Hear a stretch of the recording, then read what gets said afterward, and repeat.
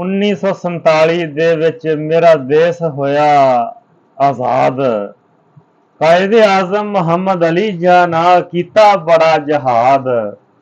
ਉਹ 47 ਵਾਲੀ ਰੈਲੀ ਅੱਜ ਵੀ ਸਭ ਨੂੰ ਯਾਦ।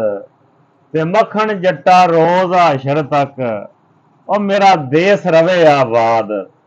अस्सलाम वालेकुम जी। तमाम अहले वतन नूं 14 अगस्त मुबारक। अज मेरे देश नूं वजूद च आया 78 साल 840 महीने 3703 हफ्ते ते 25,940 दिन हो गए आ। इन्ना अरसा गुजर गया, मेरा देश वजूद च आ चुकिया।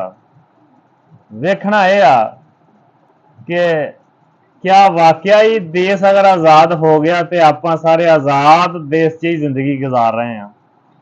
क्या मुहम्मद अली जनाह, कायद आज़म मुहम्मद अली जनाह उन्हां दी रूह मुतमिन होएगी कि मैं मुसलमानों वास्ते एक देश बना के दे के आया वहां?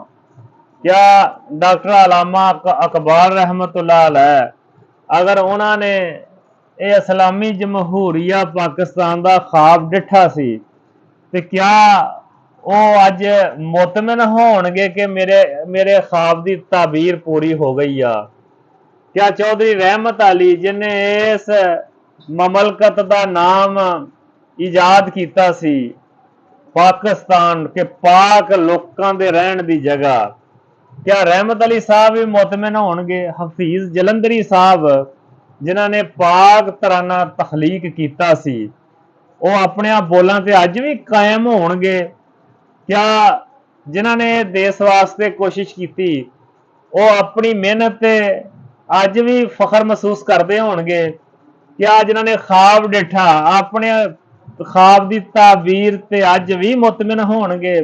ये सारिया गल्लां सोचण की जरूरत आ।